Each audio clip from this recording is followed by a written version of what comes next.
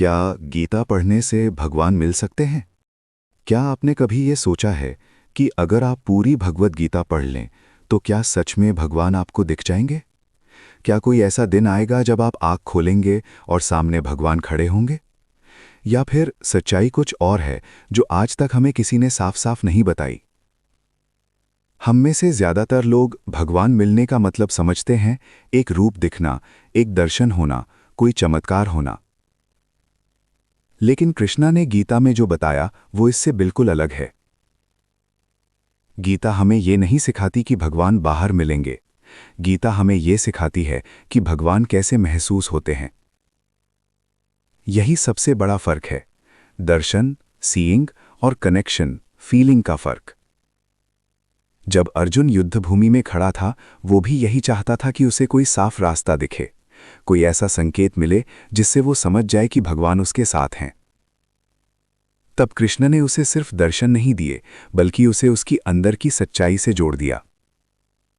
अब सवाल ये है, अगर आप गीता पढ़ते हैं तो क्या वही कनेक्शन आपको भी मिल सकता है? जवाब है हाँ, लेकिन जिस तरह आप सोच रहे हैं उस तरह नहीं।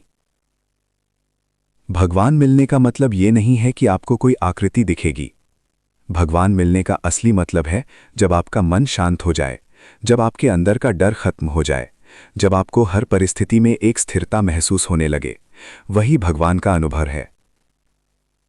गीता पढ़ना एक किताब पढ़ना नहीं है, ये एक अंदर की यात्रा है।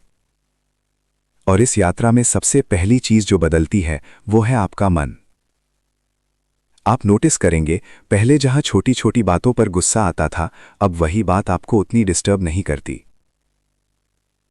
पहले जहां भविष्य की चिंता आपको खा जाती थी, अब अंदर एक अजीब सा भरोसा महसूस होता है। यही बदलाव धीरे धीरे आपको भगवान के करीब ले जाता है। क्योंकि भगवान कोई ऑब्जेक्ट नहीं है जिसे आप बाहर ढूंढ सकें। भगवान एक स्थिति है, एक स्टेट ऑफ कॉन्शियसनेस। और गीता उसी स्टेट तक पहुंचने का रास्ता है। जब आप गीता को समझकर पढ़ते हैं तो आपके अंदर क्लैरिटी आती है। आपको समझ आने लगता है कि लाइफ में क्या इंपॉर्टेंट है और क्या नहीं। आप रिएक्शन से ऊपर उठने लगते हैं और रिस्पॉन्स देना सीख जाते हैं। यही वो मोमेंट है जब आप भगवान को महसूस करना शुरू करते हैं। बहुत लोग पूछते हैं, हमें भगवान के दर्शन क्यों नहीं होते?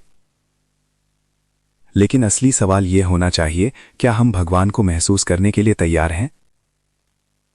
क्योंकि जब तक मन में शोर है, जब तक ईगो हावी है, जब तक हम हर चीज को कंट्रोल करना चाहते हैं, तब तक भगवान का अनुभव होना मुश्किल है।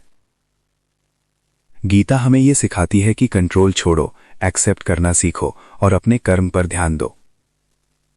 जैसे जैसे आप ये प्रैक्टिस करते हैं, आपके अंदर एक अलग ही शांति आने लगती है। और वही शांति भगवान का पहला स्पर्श है। ध्यान देने वाली बात यह है, भगवान कोई डेस्टिनेशन नहीं है जहां आप एक दिन पहुंच जाएंगे। भगवान एक जर्नी है जिसे आप हर दिन जीते हैं। जब आप सही सोचते हैं, जब आप सही कर्म करते हैं, जब आप बिना लालच के काम करते हैं, तब आप भगवान के साथ कनेक्टेड होते हैं। और ये कनेक्शन इतना गहरा होता है कि आपको अलग से दर्शन की जरूरत ही नहीं पड़ती, क्योंकि आप हर जगह भगवान को महसूस करने लगते हैं। किसी की मदद करने में, किसी को माफ करने में, किसी मुश्किल समय में भी शांत रहने में, हर जगह आपको वही एनर्जी महसूस होती है। यही असली भगवान मिलना है। और यही गीता का सबसे बड़ा रहस्य है। अगर आप सिर्फ ये सोचकर गीता पढ़ेंगे कि आपको कोई चमत्कार दिखेगा, तो शायद आपको निराशा होगी। लेकिन अगर आप ये समझकर गीता पढ़ेंगे कि ये आपको बदलने आई है, तो आपका पूरा जीवन बदल सकता है। गीता आपको भगवान नहीं दिखाती। गीता आपको ऐसा बना देती है कि आप भगवान को हर जगह महसूस करने लगते हैं। और जब यह होने लगता है तो आपको समझ आता है कि भगवान कभी दूर थे ही नहीं। वो हमेशा आपके अंदर थे, बस आपको उन्हें पहचानना नहीं आता था। तो अगली बार जब आप गीता पढ़े तो ये मत सोचिए कि भगवान मिलेंगे या नहीं। ये सोचिए कि आप खुद को इतना बदलने के लिए तैयार हैं कि भगवान का अनुभव कर सके। अगर हां, तो गीता सिर्फ एक किताब नहीं रहेगी, वो आपकी जिंदगी की सबसे बड़ी सच्चाई बन जाएगी। और जब ये सच्चाई आपके अंदर उतर जाएगी तो आपको किसी दर्शन की जरूरत नहीं पड़ेगी, क्योंकि तब आप जहां भी देखेंगे वहीं आपको भगवान महसूस होंगे।